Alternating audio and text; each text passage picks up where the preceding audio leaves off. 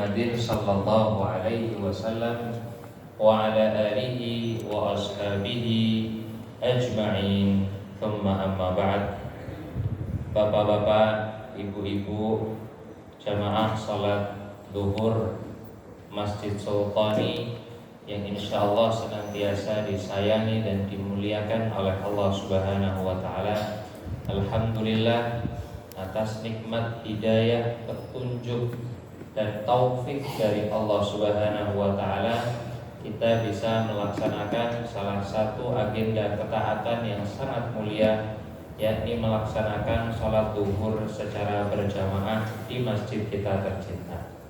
Alhamdulillah jamaah rahimakumullah, Allah Subhanahu wa taala telah menurunkan syariat agama Islam ini dengan sempurna. Sebagaimana firman Allah Subhanahu wa taala, A'udzu billahi minasyaitonir rajim, al-yauma akmaltu lakum dinakum. Sesungguhnya pada hari ini, hari yang dimaksud adalah hari Arafah pada Haji Wada, telah aku sempurnakan untuk kalian agama kalian. Sehingga jamaah rahimakumullah, Allah Subhanahu wa taala telah mengajarkan dalam agama Islam ini seluruh aspek-aspek kehidupan manusia. Tidak hanya urusan ibadah ritual, hubungan manusia dengan Allah Subhanahu wa taala, melainkan Islam juga mengajarkan tata cara berinteraksi dengan sesama ciptaan Tuhan. Dalam hal ini adalah sesama manusia, hablum minan nas, dan juga dengan lingkungan tempat kita tinggal, hablum minal bi'ah. Dalam Al-Quranul Karim terdapat satu surat yang sangat terkenal di kalangan para mufassirin dengan istilah atau dengan julukan surat adab dan akhlak. Surat yang dimaksud adalah surat Al-Hujurat, yang berarti kamar-kamar. Surat ini terdapat pada juz yang ke-26 berjumlah 18 ayat. Jamaah rahimakumullah, meskipun jumlah ayat yang terdapat dalam surat Al-Hujurat tidaklah banyak, namun ayat-ayat yang terdapat pada surat ini meletakkan pondasi bagi kita semuanya untuk membangun satu peradaban masyarakat yang rabbani. Di dalam surat ini dijelaskan tentang adab-adab dan akhlak untuk berinteraksi dengan Allah Subhanahu wa taala, berinteraksi dengan Kanjeng Nabi Muhammad sallallahu alaihi wasallam, dan yang banyak diterangkan dalam surat ini juga adalah adab berinteraksi dengan sesama manusia. Para ulama, para penyair Arab mengatakan bahwasanya adab inilah perhiasan utama umat manusia. Ada seorang penyair yang menulis satu syair berbunyi, likulli syai'in zinatun fil wara. Setiap sesuatu itu mempunyai perhiasan. Wa zinatul mar'i tamamul adabi. Tetapi perhiasan yang dimiliki oleh manusia adalah tamamul adabi, adab yang sempurna. Maka adab-adab yang diterangkan oleh Allah Subhanahu wa taala dalam Al-Qur'an maupun melalui penuturan Nabi sallallahu alaihi wasallam yang dijelaskan dan dijabarkan pula oleh para ulama merupakan unsur-unsur yang penting untuk membangun peradaban manusia dan masyarakat yang rabbani. Jamaah rahimakumullah, ada beberapa mabadi, ada beberapa prinsip-prinsip dan nilai-nilai adab yang terkandung dalam surat Al-Hujurat. Dan uniknya nilai-nilai tersebut disampaikan oleh Allah Subhanahu wa taala dalam ayat-ayat yang banyak diawali dengan kata-kata ya ayyuhalladzina amanu. Sahabat Abdullah bin Mas'ud radhiyallahu taala anhu menyampaikan bahwasanya ayat-ayat Allah, ayat-ayat Al-Qur'an, jikalau dimulai dengan ya ayyuhalladzina amanu, pastilah mengandung perintah maupun larangan yang sangat berguna dan sangat menunjang kebahagiaan manusia di dunia dan akhirat. Maka pesan beliau, kalau ketemu ayat-ayat ya ayyuhalladzina amanu, berhentilah sejenak, ulang beberapa kali, cermati, tadabburi, ambil pelajaran dan amalkan kandungan dari ayat-ayat tersebut. Jamaah rahimakumullah, prinsip yang pertama disampaikan oleh Allah Subhanahu wa taala di ayat yang ke-6. Allah berfirman, "A'udzubillahi minasyaitonir rajim. Ya ayyuhalladzina amanu in ja'akum fasiqun binaba'in fatabayyanu." Wahai orang-orang yang beriman, apabila datang kepada kalian seorang yang fasik, ahli maksiat, orang yang memang track recordnya buruk, sering berkata dusta, tidak bisa dipercaya, dengan satu kabar yang besar, kabar yang penting, fatabayyan, maka bertabayunlah, cross check dulu kebenarannya, periksa kembali validitas berita tersebut, verifikasi dahulu. Antusibu qauman bijahalatin, kata Allah Subhanahu wa taala, kalau langkah-langkah bertabayun ini tidak kita indahkan, kita tinggalkan, kita abaikan, bisa jadi satu kaum terdampak musibah karenanya. Fatusbihu ala ma fa'altum nadimin, dan akibatnya engkau yang abai terhadap proses verifikasi informasi ini akan merasakan penderitaan dan penyesalan yang berkepanjangan. Jamaah rahimakumullah, kita menyadari bahwasanya dewasa ini kehidupan kita sangat diwarnai dengan arus informasi yang sungguh deras.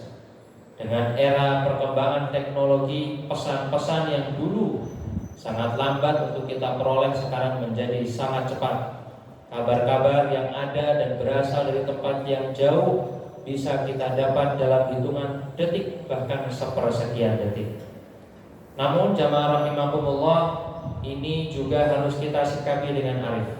Maka Islam dan Al-Quran yang diturunkan 14 abad yang silam telah memberi kita prinsip yang penting dalam mengelola informasi dan mensikapi informasi, yakni proses bertabayun, memverifikasi, at-tahqiq, memastikan kebenaran dan keabsahan informasi. Jamaah rahimakumullah, telah disebutkan salah satu dampaknya adalah satu kaum, individu, kolektif bisa jadi terkena dampak karena kita tidak memverifikasi kabar yang penting. Kemudian dalam ayat yang lain Allah Subhanahu wa taala menjelaskan prinsip yang masih berhubungan dengan ayat ini.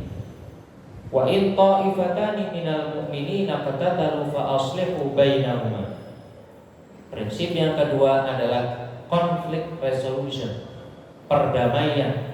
Tugas kita untuk mendamaikan kedua kubu kaum mukminin yang berseteru. Unik, menarik ketika kita menggarisbawahi kata-kata wa in ta'ifatani minal mu'minin. Yang Allah isyaratkan di sini berseteru bukanlah orang-orang biasa, bukan manusia pada umumnya, tetapi insan-insan yang beriman. Manakala informasi tidak dikelola dengan baik, tidak bijak disikapi, tidak diverifikasi, bahkan orang-orang yang sama beriman pun bisa berkonflik dan saling berseteru. Dan inilah jamaah rahimakumullah kiranya yang menjadi salah satu problematika jamaah di kalangan masyarakat dan di kalangan umat, yakni ketika kabar tidak diverifikasi, tumbuh fitnah, tumbuh prasangka, dan umat mudah diadu domba. Umat yang sejatinya kuat kala bersinergi dan bersatu, berbaris dan juga menata barisan ini sebagaimana diisyaratkan Allah, ka'annahum bunyanun marsus, seperti bangunan yang kokoh batal terjadi karena ada miskomunikasi dan misinformasi. Jamaah rahimakumullah, inilah pula kenapa umat kita mudah diadu domba. Betul dikecam oleh Allah Subhanahu wa taala, la yadkhulul jannata namam, tidak akan masuk surga orang yang gemar mengadu domba. Tapi juga kita sebagai seorang mukmin hendaklah bijak dan berhati-hati serta mencermati arus informasi yang datang dan menghampiri kita. Jamaah rahimakumullah, tentang konflik resolution ini, tentang perdamaian ini, jauh-jauh sebelum masa kita telah disinggung oleh Allah Subhanahu wa taala dalam Al-Qur'an, dan juga dijabarkan secara teknis bagaimana mendamaikan kedua kubu yang sedang berseteru, mana yang wajib untuk kita sasar terlebih dahulu. Ada kezaliman, ada ada pengkhianatan, ada unsur-unsur yang keliru.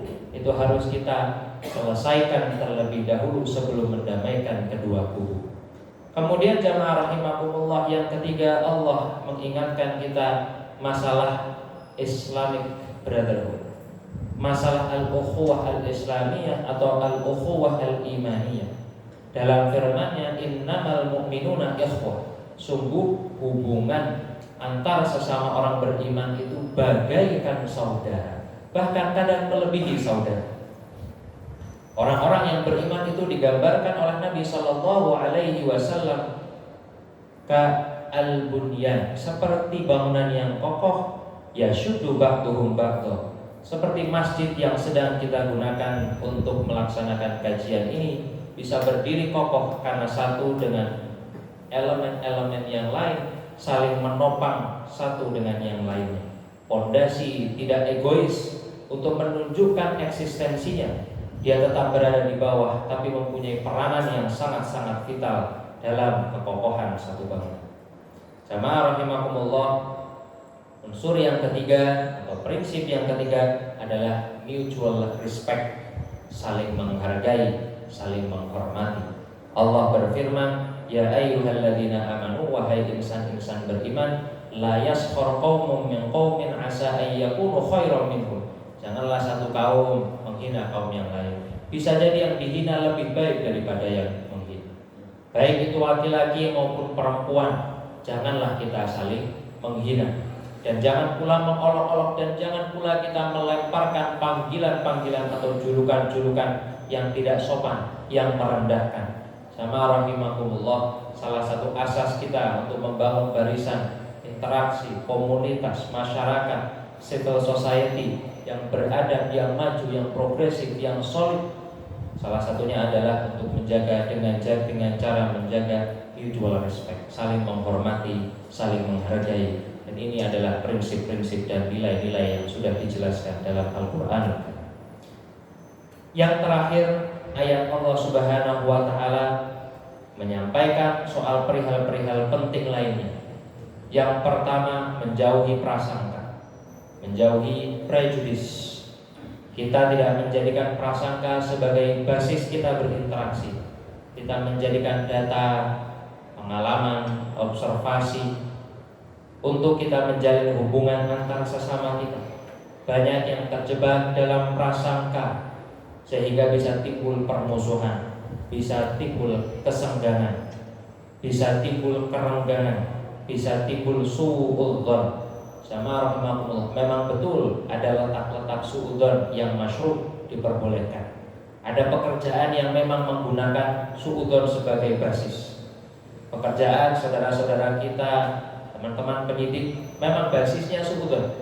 Kalau tidak dimulai dengan suudzon, ya maka semua orang terlihat benar di mata penyidik, dan tugas-tugas penyidikan tentunya tidak bisa berlangsung dengan baik. Tapi Allah Subhanahu wa Ta'ala mengatakan, inna ba'dadh-dhanni itsmun, sebagian daripada dzon itu berdosa, dan Allah memerintahkan kita untuk banyak menjauhi dzon.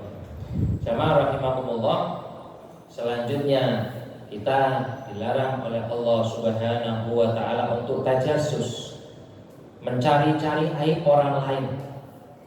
Para ulama dan ahli tasawuf mengatakan, innama nahnu uyub, sebenarnya kita itu kumpulan dari aib-aib. Namun Allah Subhanahu wa Ta'ala dengan kemurahannya menutupi aib kita. Maka janganlah kita sibuk mengurusi aib orang hingga mencari-cari kesalahan orang. Sungguh Allah Subhanahu wa Ta'ala menjanjikan pahala yang luar biasa bagi orang yang menutup aib saudara. Wa man satara musliman satarallahu yaumal qiyamah. Maka orang-orang yang menutupi aib saudaranya akan ditutup aibnya di hari kiamat. Hari kiamat itu adalah hari di mana Allah Subhanahu wa Ta'ala menghinakan orang-orang yang penuh dengan dosa.